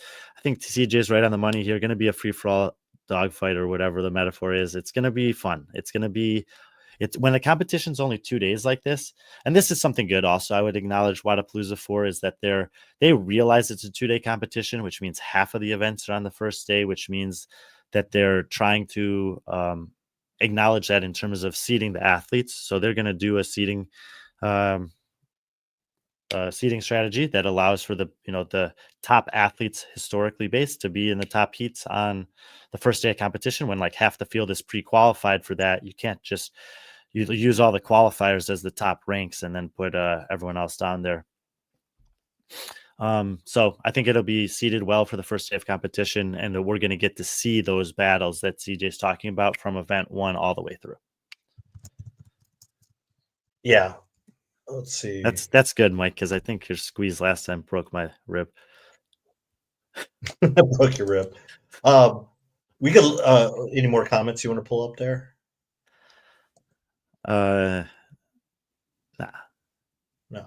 Okay. Well, I haven't even looked at the comments because I posted this and then we went on all these meetings. But Ariel, I like this. Jared, first slide, second slide. Big Luke Parker. I see that breaking into that top 10. Astrid 10 breaking top 15. Any thoughts on Astrid? Astrid 10, she's an interesting athlete for sure. Victor, who is making that comment, competes with her almost every year on the Butcher's Lab team.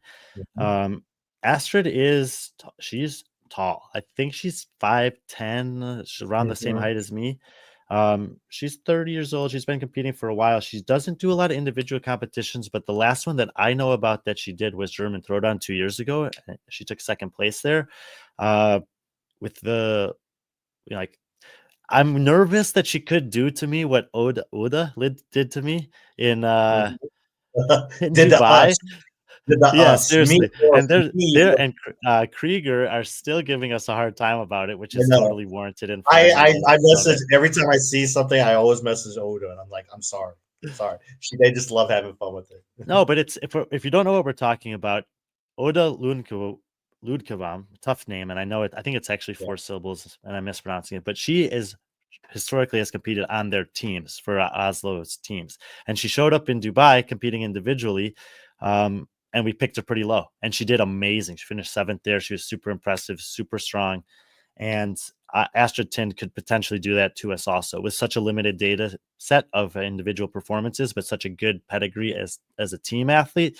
It's kind of it's difficult to know. Sometimes they do extremely well, and sometimes they don't. So let's see. Austin Hatfield, I had him, I think 8th, something like that. Yeah. yeah. I love when there's no research done past the top 20. Isn't this your job, Nikki? Yeah, I got to prove him wrong again this year. Again, ugh. Oh yeah. I I'm mean, taking a man, full beating from the crew up there in the yeah. Northeast. That's okay. That's all right. Nina was 20th last year. She's coming for it. And I mean, look, even some people in the comments are recognizing it's a very different field this year. It's also going to be there's no swimming this year. There's hopefully half the workouts won't be changed due to weather. And as we talked about when it comes to Wodapalooza in general, sometimes athletes are good there every year. Sometimes there's big volatility year to year. So it's not like if your argument for the reason they should do something this year at Wodapalooza is because of what they did last year, I don't think that on its own that necessarily stands up.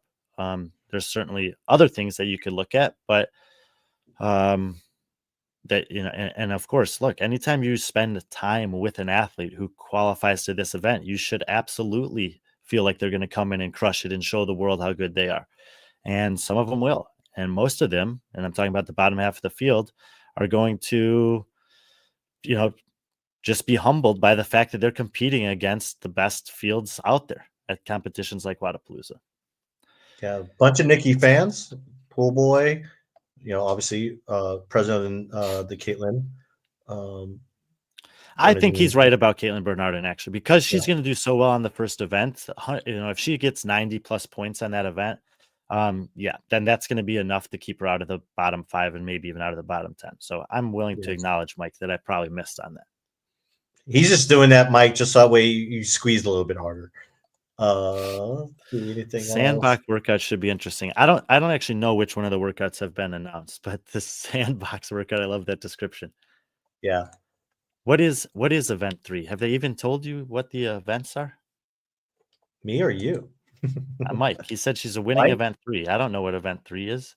I don't know what it is. Has it been announced? I can look. If they're announcing the events, I don't know if they're announcing them in any particular order. Let's see. Let's head over to the Wodapalooza.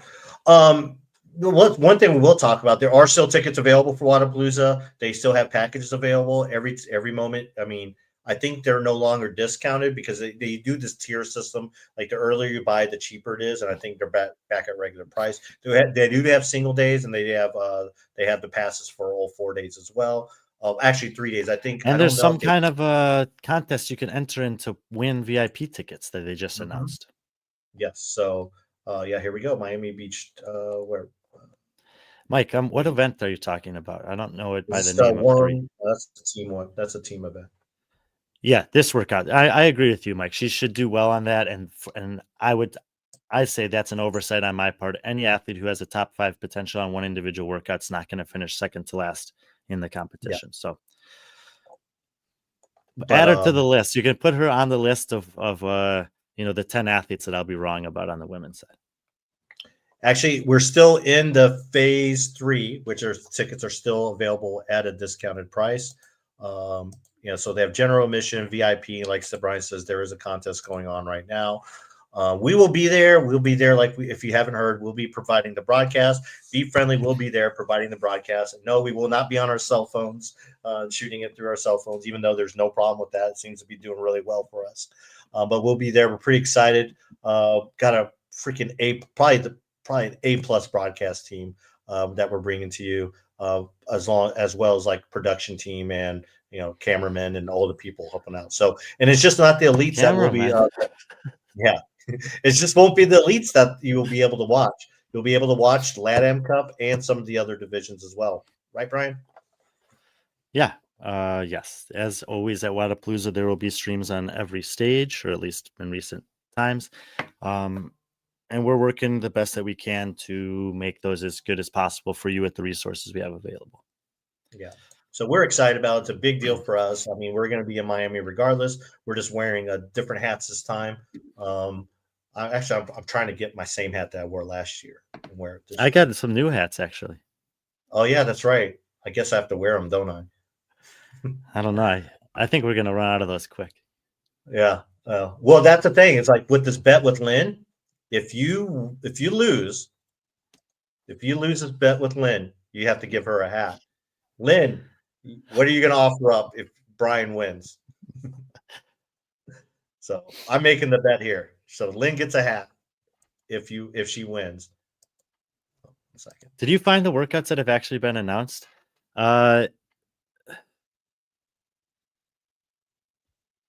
TBD on this, Jeff. TBD on that. Yeah, I'm not seeing anything on the workouts yet. They're like people. Like Yeah. Dylan announced the workout. Alex announced the workout. He's like standing in a street or something. Or is it this one? Sorry, I should pull this one. Yeah, I saw the one with Alex. This is a team workout. Okay, well, I don't know. They don't say like. Wow, that's amazing. Kenyan rug. Yeah. I would be so honored to have that. They're on IG and Competition Corner. This is the workout that the 2-rounder that you had up there was the one that Mike was talking about. Yeah. I mean, biking, running, step jump overs. Mm-hmm. 511's sponsoring this workout, it looks like. So yeah, this is what they say, it's gonna be a grind. Look, if you're a monostructural athlete that likes 25 to 35 minute time domain, boom, 1 out of 6 events in your pocket.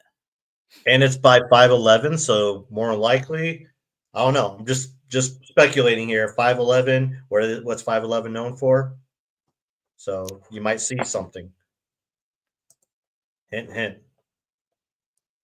I don't know for sure. I'm just saying. So I'll buy him a Kenyan rug for his new house. Got it. Yeah. Come on, Mike. All the workouts you do, I guarantee you've done 150 box jump overs in a day before. Yeah, probably not even stepping down. Event, weight vests. Yeah. But yeah, that's it. Okay, yeah. So that's an individual preview. I'm driving down to Chicago today. I'm flying down to Florida tomorrow, spending a little time at my dad's place with my brother and sisters are coming in. It's the one time of the year that I get to see both of them in the same spot.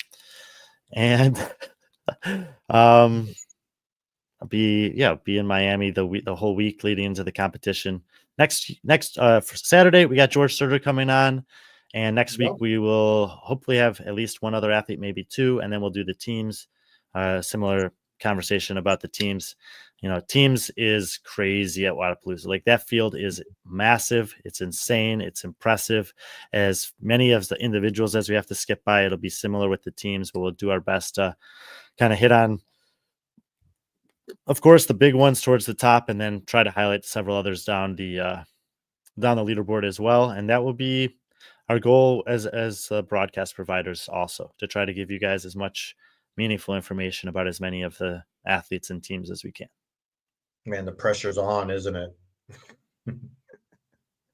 I mean, we've always tried to do that, and it's just different opportunity. Yeah. Like Brian said, it's George Turner on Friday. Oh, that may be a good idea. Top 10 teams, so that I don't take such a ridiculing. Nah, we'll see. Yeah, maybe. Everyone listening, and I'm inviting you for a special occasion tomorrow. Tomorrow I get promoted. It's been a long time waiting.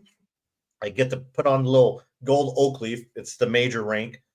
So we will be streaming that live on B.Friendly tomorrow So that will be, I don't know what time. It'll be 3:45 here. So I'm trying to remember what time that is. It'd be 9:45, I think, Central. So We'll schedule it. We'll have the stream scheduled on B.Friendly Fitness, and yeah, yeah, this is something cool. I mean, obviously, you guys know that Patrick has been a integral part of B.Friendly Fitness and a friend and colleague of mine for a long time. There's a lot of people who want to watch, and they won't obviously be able to make the trip to Germany for that. So we are going to provide the stream, and anyone who wants to tune in to watch it and see him achieve that. How many years you been in the military now? 31. Yeah, I mean, it's a tremendous commitment to be able to do anything for that long, especially something that's so self-giving and demanding. There's a lot of different reasons that people don't last in the military, and Patrick's, um, you know, it's been a critical part of his life, and he's got a cool accomplishment tomorrow that we're going to be able to share with you guys if you want to see it. Yeah, please. I mean, like I said, you're cordially invited. One, thanks for Brian. It was actually Brian brought it up. I wasn't sure if he was kidding about it, but then um, my parents haven't been able to be present at any of my promotions. So this is something that'll kind of close that gap, so they can witness it. So that and some other friends, a lot of my mentors in the military back in Illinois, my brother, my sister, everyone that means so much to me. I'm surrounded by great people here, so having the ability to kind of stream that and I could care. I really do could care. I mean, I'm glad that I made it this far, but I'm not about the fanfare for it. But I know other people are, so that's why I do it. So, but no, I'm glad. Thank you, Brian, for allowing me to do that. Hopefully, I'm going to get it set up. We'll put a thumbnail up. We'll throw something up on the story if you want to watch it live or later on. Leave a comment or whatever. It means a lot for me to share my military experience with you guys, because it is a big part of who I am and what I do and why I do it. And it's a reason why, if it wasn't for the military, I wouldn't have found CrossFit. And as all you guys know, CrossFit saved my life. So that they go hand in hand. And I haven't found, if I wouldn't have found that, I wouldn't have found the community. I wouldn't have been, I wouldn't be friends with Brian. I wouldn't be doing everything I do if it wasn't for the military. The military's done, it's taken a lot from me, but it's given me so much more to replace what I've lost. So, at the end of the day, I'm thankful for that. And to share that with you, it's really cool. It does, Oh, Jose. yeah, man. It does save my life more than once. So thank you, everyone. Great Hold show, on, Patrick. Brian. We will be just two last things before you sign us off. B.Friendly World Tours, places, and dates for 2025. Yeah, we're probably not going to release it in one big thing like we have in the past couple of years. Mhm. Obviously, this year looks a lot different for a lot of people. There's a lot of things that we're still having conversations about, but you will definitely see us on the road. And when you do, we'll let you know about it. Jeff was asking about TFX. I'll know for sure if I'm going to be at TFX, the one that's happening in January. By early next week, I will be at Fittest to the Coast, which is on Super Bowl weekend. It's February 6, 7, 8 or 7, 8, 9. And then we'll be dropping some more news about where we're going from there in the next couple of weeks. So may look a little different, but we'll keep you guys up to date as always with what we got going on. And then just a reminder, if you missed us at the start, if you want to support the GoFundMe that Dusty Highland and the guys have put together on behalf of the families, specifically CrossFitting families that have been affected by the horrible outbreak of fires in LA, Patrick will include the link there, but it's all over Instagram. You guys should be able to find it. And everything adds up for traumatic situations like that, even thoughts and prayers. So just keep those guys in your mind. Yeah. And like Brian said, a lot of announcements coming up soon. If you don't mind, if you haven't already subscribed, head over to the Reps Ahead channel, subscribe to that. Some of that news might be released there. We have a really cool stuff going with Reps Ahead for 2025. You guys are going to really love what comes out. Really excited about it. But if you go and subscribe to that, hit the alerts, you'll be one of the first ones to hear from it as well. So WFP, just because Krithika asks, our intention is to be involved with WFP and to support what Will and the guys have been doing over there. I don't know to what extent, if any, will be involved with the organization, but we will be following along. Absolutely. Yeah, absolutely. So we'll see. Yeah, we'll try to get some interviews. I know he's kind of on a tour. We're just kind of waiting and seeing, waiting things to settle down and getting all the facts before we go out there. I mean, if you haven't watched Noah's interview from yesterday, he talks in length about the WFP. He even breaks a couple news things with us too. So watch that interview. It's really cool. It was great talking to Noah, catching up. I mean, that was the first time we actually had Noah on our show. Most of it, like I said, I feel like we've talked to him so much, but it's always been like in person. And, I know you guys have, through text or whatever. So it was a really cool interview. What a way to bring in 2025. A lot more exciting stuff. Trying to, trying to get a big guest for Oh, us for see, next I week. can I can collect on my Oh, rug at FOTC. oh, oh. Yes. And yeah, so thank you very much. Appreciate you guys as always tuning in. And yeah, that's it. Be friendly, our friends, even in the comments. Please, in the comments, be friendly.